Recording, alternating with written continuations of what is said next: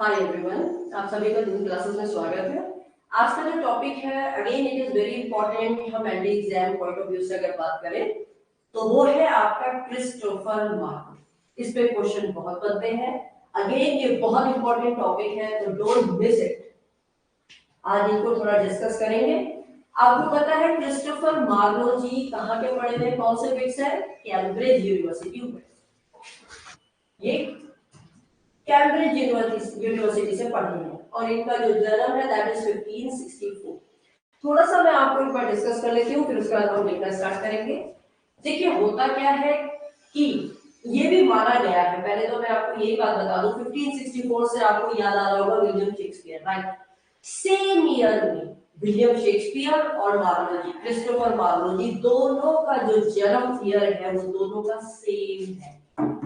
अब ये दुर्भाग्य कह लो या सौभाग्य शेक्सपियर जी के लिए कह लीजिए, ये भी कहा जाता है लिटरेचर में, यदि मार्लो जी जीवित होते तो शायद शेक्सपियर जी नहीं होते। मतलब शेक्सपियर जी इतना लिटरेचर में अपना नाम नहीं कमा पाते, ये अनुमान। वो इसलिए क्योंकि मार्लो जी खुद में अपने आप में he was an eminent author, he was an eminent playwright, he was an eminent writer। तो इसलिए कहा जाता है कि शायद उनके ज्यादा जितना ज्ञानी नहीं होंगे शेक्सपियर जी, क्योंकि शेक्सपियर जी ने तो हर किसी से टैली किया है, राइट? तो ये भी एक माना जाता है। अब एक्चुअली यहाँ पर होता क्या है कि जो क्रिस्टोफर मार्लो जी है, इन्होंने सिर्फ ट्रेजेडीज पर ही काम किया, इन्होंने सिर्फ ट्रेजेडीज लिखी और इन्होंने कहते हैं कि धर्म के प्रति शायद किसी अपने पेपर में कुछ लिख दिया था। शायद ये बोला जाता है कि इन्होंने धर्म के खिलाफ कुछ लिख दिया था, जिससे कोई एक बिजनेसमैन, उसका नाम है शायद इंग्रम फ्रेजर, तो उन्होंने इनकी हत्या कर दी थी। वो रेस्टोरेंट में बैठे थे और रेस्टोरेंट में बैठे तो उन्हें किसी को पता नहीं, वो बिजनेसमैन आया, बाद में उसको जेल भी हो, तो वो उसकी हत्या कर देता है just because for the sake of irreligious thing जो उन्होंने वहां पर मेंशन कर दी थी अपने राइटिंग्स में। ठीक है, तो देर न करके हम लिखना स्टार्ट करते हैं। तो लिख लीजिए, Shakespeare and Marlowe was born, Shakespeare and Marlowe was born in the same year, 1564, right? He wrote only tragedies. Marlowe wrote only tragedies. केवल इन्होंने ट्रेजेडीज पर ही काम किया। नेक्स्ट आप ये लिख सकते हैं कि इनका he is known, एक चीज और इंपॉर्टेंट है, he is known as the father of blank verse। ये बहुत इंपॉर्टेंट है, ये क्वेश्चन पूछा भी जाता है। Marlowe is known as the father of blank verse drama, BLANK, blank verse drama। अगर जो ब्लैंक वर्स है ड्रामा में, जो ब्लैंक वर्स है उसके फादर इन्हीं को कहा जाता है, क्योंकि यही लाए थे। क्या होता है ब्लैंक वर्स, मैं भी आपको समझाऊंगी, उससे पहले थोड़ा सा एक लाइन और लिख लेते हैं। लास्ट लाइन यही है जो मैंने आपको बोली कि उनको हत्या कर दी जाती है, अपनी मौत नहीं मरते हो, मतलब he was murdered by a businessman. तो आप कह सकते हो English businessman,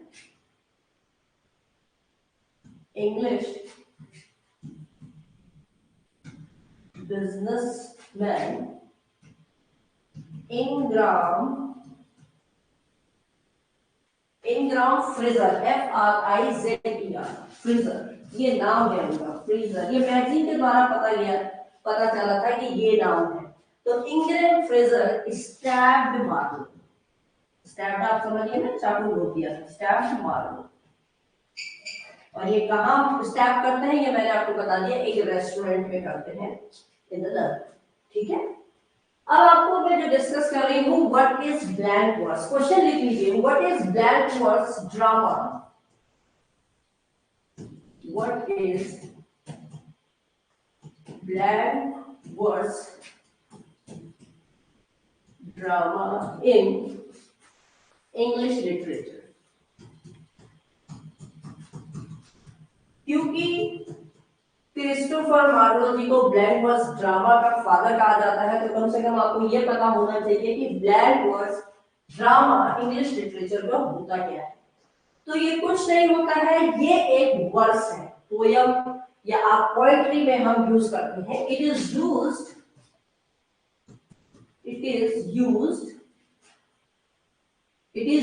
as a verse in poem and poetry. ठीक है, अब ये ब्लैंक वर्स तो हमने इनका नाम दिया फादर ऑफ ब्लैंक वर्स, लेकिन वर्स 3 टाइप के होते हैं, वो भी लिख लीजिए। अगर हम वर्स की बात करें, WRSE वर्स, ये 3 टाइप के होते हैं। एक होता है आपका फॉर्मल वर्स, दूसरा होता है आपका ब्लैंक वर्स, और तीसरा होता है आपका फ्री वर्स, जिसमें कुछ नहीं होता, फ्री वर्स। अब एक्चुअली बात करें तो फॉर्मल वर्स क्या है? फॉर्मल वर्स में फॉलो करता है मीटर एंड राइम, दोनों चीजें फॉलो।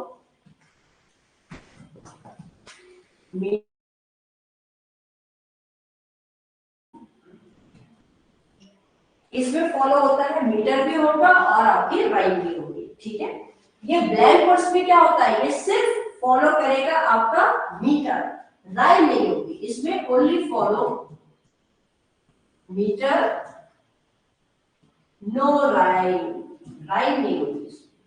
अभी आपको एग्जांपल से समझाएंगे कैसे। देखिए एक एग्जांपल लिखते हैं, turning and turning, turning and turning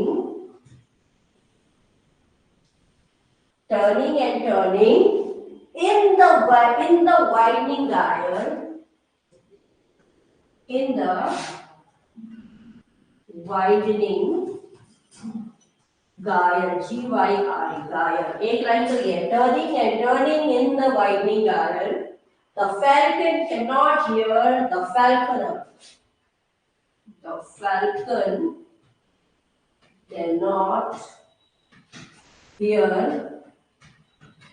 the falconer।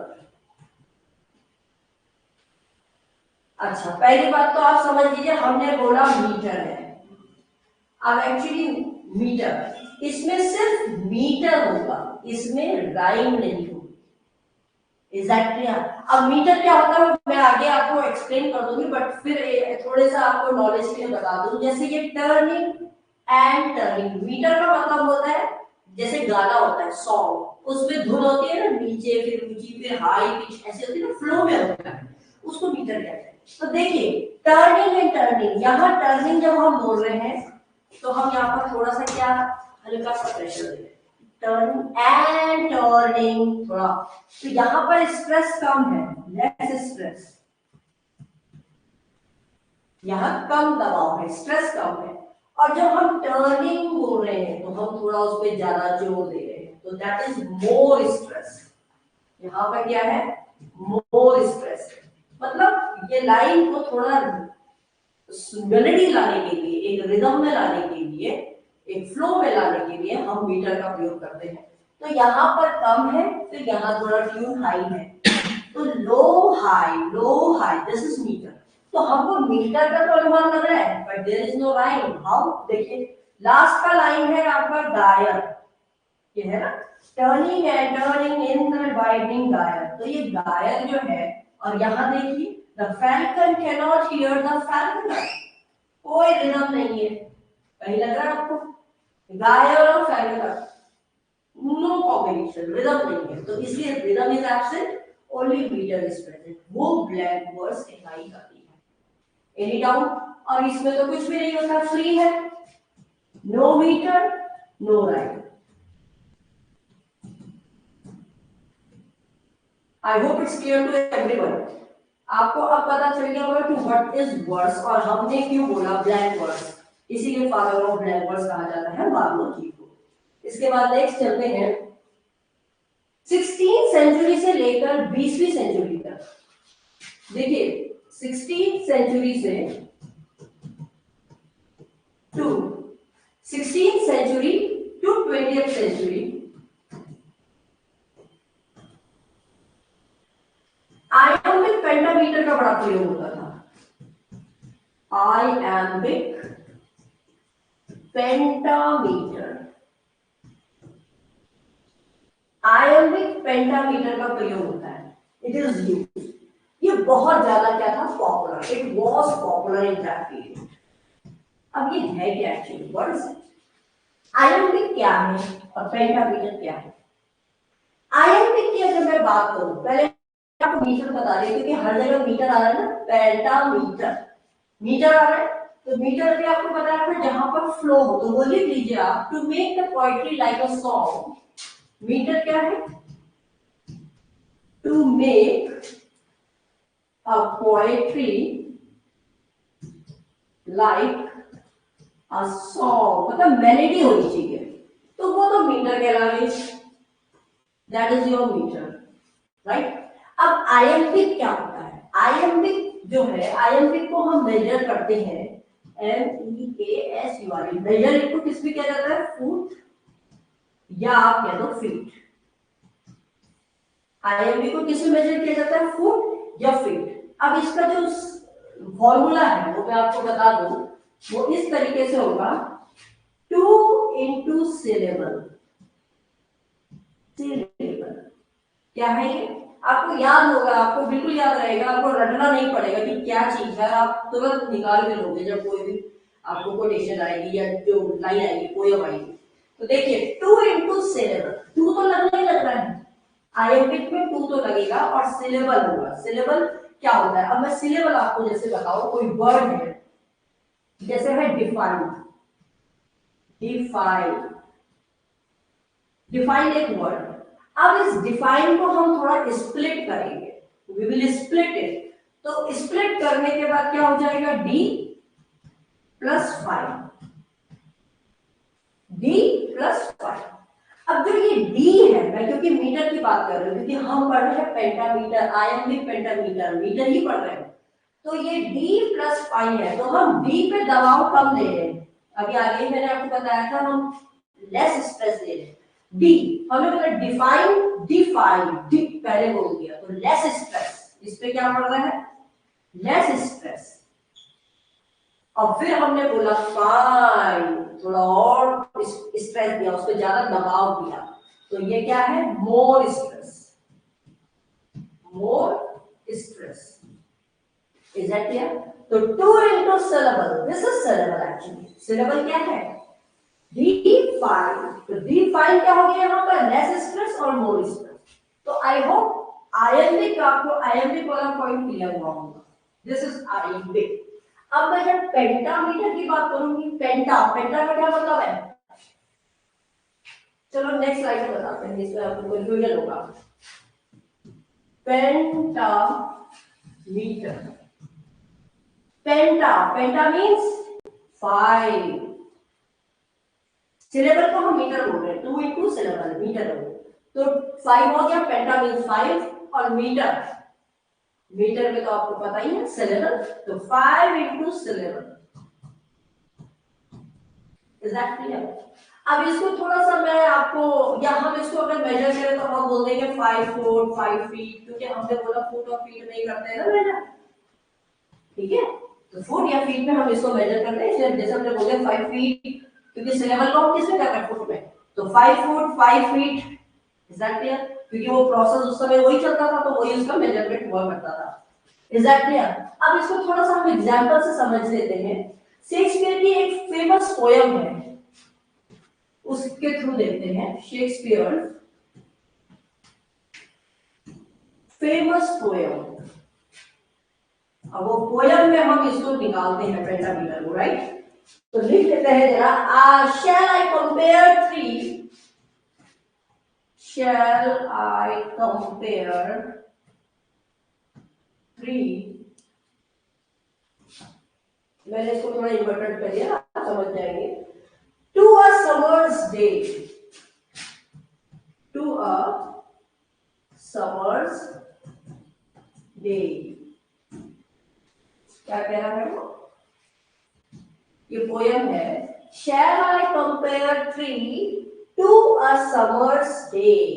अब शैल को देखिए, शैल ये फर्स्ट हो गया, आई कंपेयर आपका टू हो गया, ठीक है। थ्री ये आपका थ्री हो गया, to a summer, to a ये फोर हो गया, और समर डे ये आपका फाइव हो गया। तो ये आपके 5 मीटर दिखा रहे हैं। डे आपका समर 4 हो गया, 5 हो गया, राइट। टू अ समर ये 4 हो गया, ये 5 हो गया। तो ये जो है ये 5 मीटर बता रहे हैं, इस पूरी लाइन में 5 मीटर आता है। क्यों मीटर क्यों बोल रहे हैं? स्ट्रेस के अकॉर्डिंग। शैल में थोड़ा कम, shall I compare thee to a summer day, मतलब और ज्यादा स्ट्रेस पड़, ठीक है ना। तो वही क्या है, ये फेमस शेक्सपियर जी की पोएम का वो है। तो वहां पर हमने इसको आयोगिक पेंटामीटर का एग्जांपल वहां से लिया है। I hope it's clear to everyone. अगर मैं बात करूं यही चौसर जी को, ये जो पेंटामीटर की आप बात करें, तो चौसर जी ने फर्स्ट टाइम हीरोइक कपलेट में लिख लीजिए, चौसर फॉर द फर्स्ट टाइम, ये मैंने आपको पढ़ाया भी है लास्ट वीडियो में, फर्स्ट टाइम हीरोइक कपलेट में किसका प्रयोग किया है? इसी का, आयम्बिक पेंटामीटर का, आयम्बिक पेंटामीटर, इस दैट क्लियर? इसका प्रयोग किया गया है। नेक्स्ट अगर हम चले तो जो बेन जॉनसन है, उन्होंने मार्लो जी को क्या बोला? उन्होंने उनको, क्योंकि उन्होंने बहुत ज्यादा ब्लैंक वर्ड्स, क्योंकि he'll was known as the father of blank words, इसलिए उनको नाम दिया माइटी लाइन्स। तो लिख लीजिए, बेन जॉनसन, बेन जॉनसन ने कहा किसको? मार्लो को, टोल्ड मार्लो को, क्रिस्टोफर मार्लो है, ठीक है, या आप कह सकते हैं इनको ब्लैंक वर्ड्स के फादर हैं, तो इसलिए इनको माइटी लाइन्स कहा, MIGHTY, माइटी लाइन्स, क्योंकि ब्लैंक वर्ड्स की वजह से, फादर ऑफ ब्लैंक वर्ड्स है इसलिए कहा गया। तो ये क्वेश्चन आ सकता है, who told Marlowe the mighty lines? तो it was said by Ben Jonson, Ben Jonson ने कहा, करेक्ट। अब थोड़ा सा इंपॉर्टेंट प्लेस है मार्लो जी को, थोड़े फटाफट देख लेते हैं। मैं आपको लिख देती हूँ और डिस्कस करके फटाफट समझा देती हूँ। तो इंपॉर्टेंट प्लेस ऑफ मार्लो, तो जो सबसे पहला प्ले है वो है आपका Dido the queen of Carthage,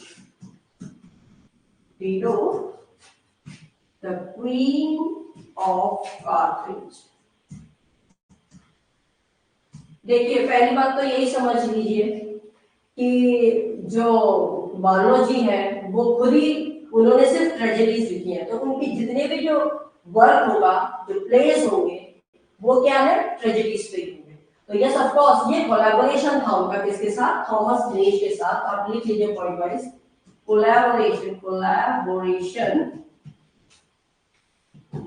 with Thomas Nashe, Thomas Nashe के साथ उनका कोलैबोरेशन था। इन्होंने ये लिया कहां से? सोर्स क्या था वो भी लिख लीजिए, एनिड, सोर्सेस जहां से ये लिया गया, एनिड, एनिड, AENIED, जो कि वर्जिल ने लिखा था। एनिड ये सोर्स था, जो किसने लिखा था? वर्जिल ने लिखा था, नोट, वर्जिल ने इसको लिखा था, वहां से इन्होंने लिया, ठीक है। उसके बाद अब होता क्या है, डीडो का जो प्यार होता है, डीडो है, डीडो किसको लव करती है? एनिस को।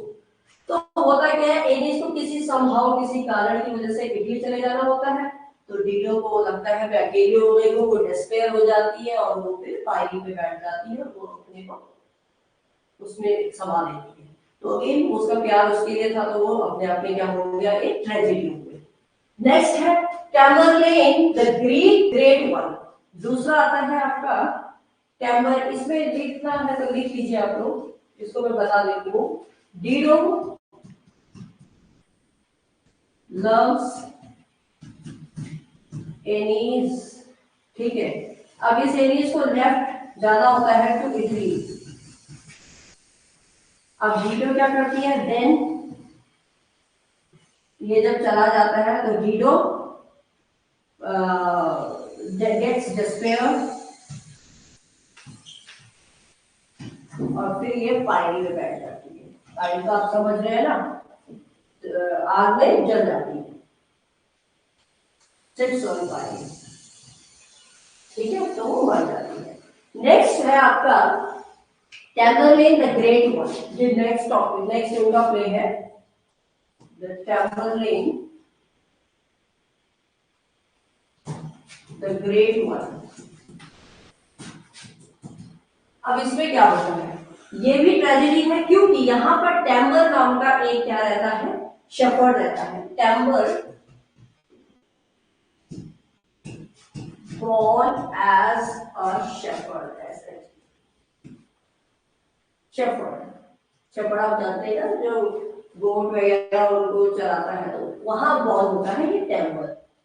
अब ये टैम्बर क्या करता है, he was very ambitious, वो बहुत ज्यादा महत्वाकांक्षी था। और टैम्बर, he was very ambitious, ठीक है। यहाँ पर पॉइंट आप नोट करते रहिए, तब आपको पता चलेगा इसमें होता क्या है।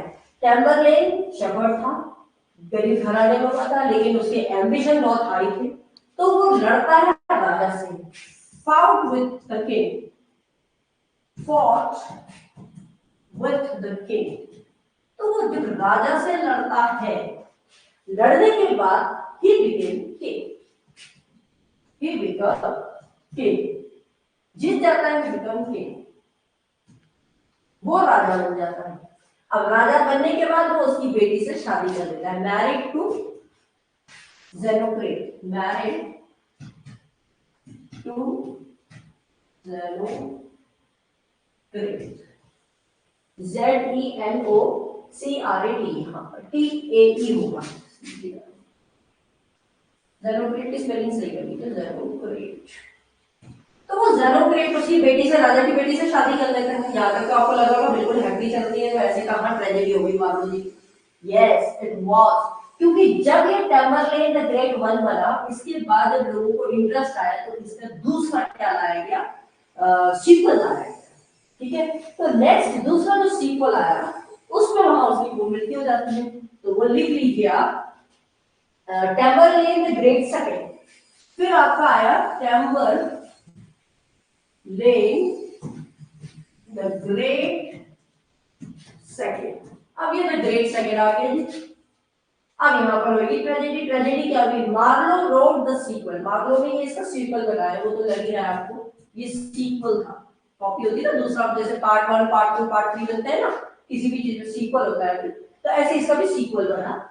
और उन्होंने यहाँ ट्रेजिक डेथ दिखाई, किसकी, टैमरलेन की और ज़ेनोक्रेट की। Showed tragic death of Tamerlane plus Zenocrate. तो जब ये दोनों मर गए, तभी तो कहानी, तभी तो मानो जी प्रूव हुए कि वो ट्रेजेडी लिखते हैं, तो इसलिए वो लाए इसको, ठीक है। नेक्स्ट आता है द ज्यू ऑफ माल्टा, जो कि थर्ड फेमस वो है प्ले, द ज्यू ऑफ माल्टा। बहुत अच्छी है ये। इसमें होता क्या है, ये बहुत ही फेमस ट्रेजेडी है ऑफ रिच ज्यू ऑफ माल्टा, जो अमीर ज्यू था माल्टा का, उसके ऊपर ये ट्रेजेडी। तो लिख लीजिए इसको, एक पॉइंट को लिख लीजिए आप लोग, the famous tragedy of, the famous tragedy of rich Jew Malta, उसकी ट्रेजेडी है। अब उसकी ट्रेजेडी में क्या होता है, ये ब्लैक वर्ड्स में नहीं लिखा गया। ये क्वेश्चन, ये देखो, ये पॉइंट, ये जो ज्यू ऑफ माल्टा है, ये बहुत इंपॉर्टेंट इसलिए बन गया अपने आप में। हमने बोला मार्लो जी को फादर ऑफ ब्लैक वर्ड्स कहा गया है, लेकिन ये एक ऐसा प्ले है जहां पर ब्लैक वर्ड्स का प्रयोग नहीं किया है, अगेन इट बिकम्स इंपॉर्टेंट। तो लिख लीजिए not return in blank words, not return in blank words. Clear? ये ब्लैंक वर्ड्स में नहीं लिखा है तो ये अपने आप में इंपॉर्टेंट हो जाएगा, एक्सेप्शन हो गए। इसमें 14 सिलेबल है एक लाइन में, 14 सिलेबल इन वन लाइन। एक लाइन में लगाओ 14 सिलेबल है। सिलेबल मैंने आपको बता दिया मीटर, समझ में आ गया। नेक्स्ट, अब आप बोलेंगे, थोड़ा दिमाग लगाएंगे तो आपको समझ में आएगा कि हमने 14 सिलेबल कैसे बोल दिया। हम तो पेंटामीटर, आइएमपी पेंटामीटर पढ़ रहे हैं, क्योंकि हमने ब्लैंक वर्ड्स नहीं पढ़ रहे हैं, ये ब्लैंक वर्ड्स में नहीं है। तो ब्लैंक वर्ड्स में कोई चीज होती तो वो आइएमपी पेंटामीटर होता है। Is that clear? क्योंकि ये आइएमपी पेंटामीटर में नहीं है, ये ब्लैंक वर्ड्स में नहीं लिखा गया है, इसीलिए इसमें 14 सिलेबल है एक लाइन में। इसके बाद नेक्स्ट लिखिए, एक बहुत ही नेचुरल कैरेक्टर है बारबरस। बारबरस यही एक्चुअली मेन है इसमें। ये है, इसकी थोड़ा स्पेलिंग लिख लेते हैं, Machiavellian character.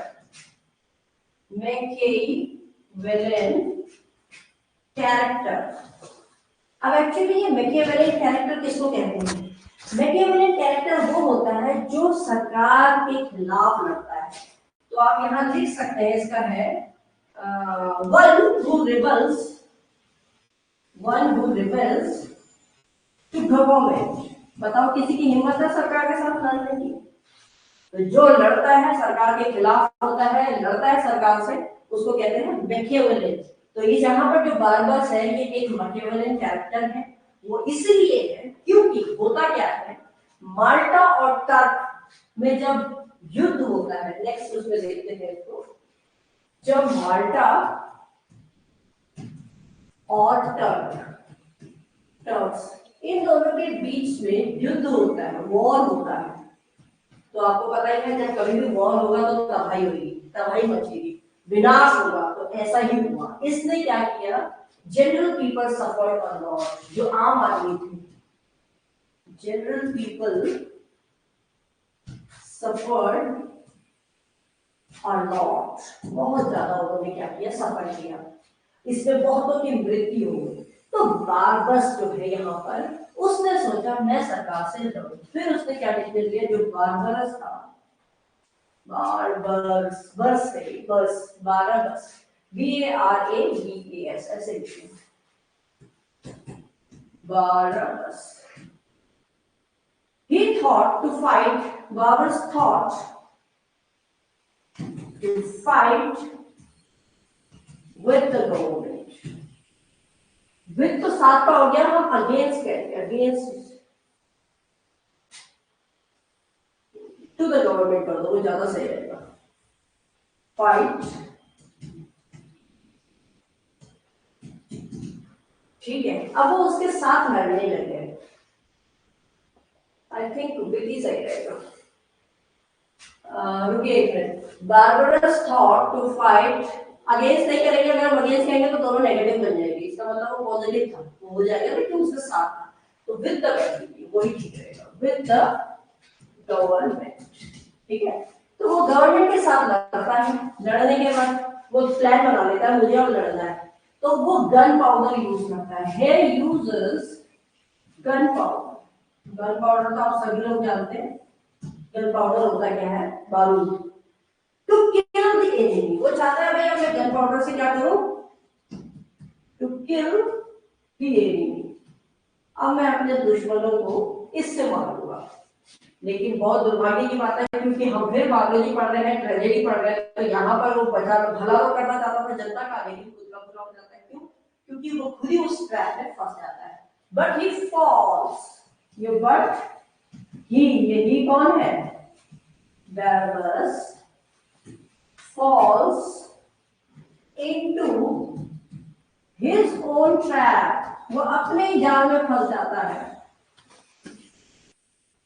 his own trap, अपने ही ट्रैप में वो खुद फंस गया। तो जब खुद फंस गया तो क्या होगा, and dies, मर जाता है, and dies। थोड़ा राइटिंग and dies, राइटिंग को थोड़ा सा आप मद्देनजर ना रखें। आप सिर्फ कंसर्न टॉपिक हम किस पे डिस्कस कर रहे हैं, ये चीज मेन है, ओके। तो ये है, यहाँ पर सब क्या हो गया, आगे ट्रेजेडी हो गई, क्योंकि जो इतना योद्धा था, जो लड़ता था अपने देश के लिए, अपने देश के लिए, वही मर जाता है, ट्रेजेडी हो गई। इसलिए ये बहुत ही फेमस ट्रेजेडी थी। एक तो ये फन रहा, दूसरा इसलिए क्योंकि इसमें 14 सिलेबल है, क्योंकि ये खुद ही ब्लैक बोर्ड्स में नहीं लिखी गई है। मार्लो जी का ये एक्सेप्शनल केस था। एक और है आपका, अच्छा एक चीज और मैं बता दूं आपको, ये जो प्ले है मार्लो जी का, इसने शेक्सपियर जी को बहुत ज्यादा इन्फ्लुएंस किया। तो शेक्सपियर जी ने फिर क्या लिखी, द मर्चेंट ऑफ वेनिस। तो मैं यहीं पर एक नोट करके लिखवा देती हूँ आपको, note, Shakespeare influenced a lot, Shakespeare influenced and wrote the Merchant of Venice. The Merchant of Venice. Clear है? आई होप ये आपको क्लियर है। बस एक और रह गया है, लास्ट है, वो छोटा सा ही, उसमें कोई ज्यादा डिस्कशन नहीं है। और लास्ट प्ले जो इनका है वो मैं आपको नेक्स्ट पेज में देता हूँ, एक ही है, एडवर्ड सेट, जो इनका चौथा प्ले था, that was Edward set. I hope आपको ये सारे प्लेस क्रिस्टोफर मार्लो जी का, आपको ऑथर का सब पता चल गया होगा कि क्या हुआ, क्या थे, क्या इन्होंने किया, क्या इनका लिटरेरी योगदान रहा। अगर आपको ये वीडियो हेल्पफुल लगा तो please like, share and subscribe. And yes, जो इंटरेस्टेड कैंडिडेट्स हैं, जो डिटेल स्टडी करना चाहते हैं और जो एमडी की प्रॉपर तैयारी कर रहे हैं और करना चाहते हैं, तो कृपया दिए हुए डिस्क्रिप्शन पे लिंक है, आप वहां जाए, कांटेक्ट कीजिए and don't get late. Okay, so bye, take care. Thank you for watching.